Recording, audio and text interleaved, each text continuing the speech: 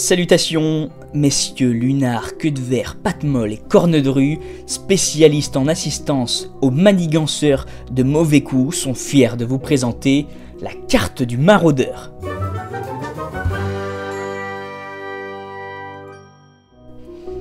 Avant de commencer, je te pose une question et je te demande d'y répondre en commentaire. Quel est ton objet magique préféré dans la saga Harry Potter? Dis-moi ça en commentaire et puis maintenant, on attaque cette vidéo. Pas de suspense, tu l'as compris, dans cette vidéo nous allons parler de la carte du maraudeur. Tu vas apprendre tout ce qu'il faut savoir sur cet objet incroyable imaginé par J.K. Rowling. Et en fin de vidéo, nous plongerons dans les coulisses de la création de cet objet. Tu es prêt? J'espère, en tout cas, parce que c'est parti.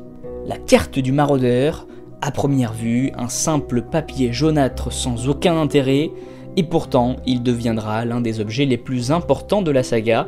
Comme son nom l'indique, la carte du maraudeur a été conçue par les maraudeurs eux-mêmes. Vous le savez sûrement, Lunar et Remus Lupin, Queue de Verre et Peter Pettigrew, Patte-Molle et Sirius Black, et Corne de Rue et James Potter.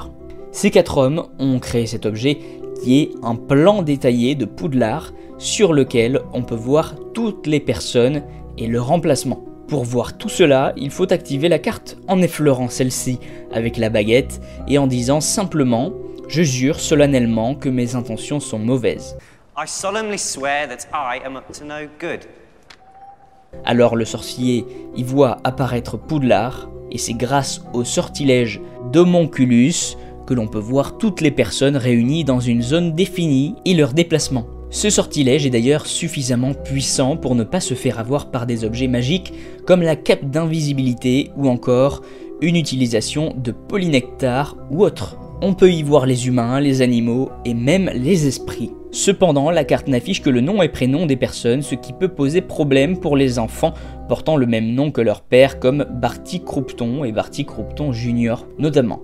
Un autre avantage pour celui qui possède la carte, il peut y voir les passages secrets de Poudlard. Concrètement, il y a tout sur cette carte, enfin presque, puisqu'il manque en réalité la salle sur demande et la chambre des secrets. Pour cacher la carte et n'en refaire qu'un simple bout de parchemin, il faut de nouveau utiliser la baguette en disant cette fois « Méfait accompli ». La carte du maraudeur est aussi soumise à deux sortilèges. Un premier est directement destiné à Severus Rogue, il ne peut pas lire cette carte, et s'il tente, la carte ira même jusqu'à l'insulter. Et le second sortilège fait en sorte d'aider le détenteur de la carte à deviner la phrase qui lui permettra d'utiliser la carte. Parmi les personnes qui ont eu la chance d'être à un moment donné propriétaires de la carte du maraudeur, on compte les maraudeurs forcément, Argus Rusard, Fred et George, Harry Potter et son fils James Potter II, et enfin Barty Croupton Jr. Et maintenant qu'on sait exactement ce qu'il faut savoir sur cet objet, eh bien on passe aux coulisses de la création de la carte du maraudeur. Cette carte a été créée par les designers Mirafora Mina et Eduardo Lima. Lorsqu'ils l'ont imaginée, ils ont pensé à ses créateurs, les maraudeurs, qui étaient 4 enfants futés qui savaient ce qu'ils faisaient. C'est pour cette raison qu'ils se sont éloignés du style de carte au trésor que l'on peut voir dans des films. Ils ont choisi de créer cette carte sous forme de plein de plis pour rappeler l'immensité de Poudlard.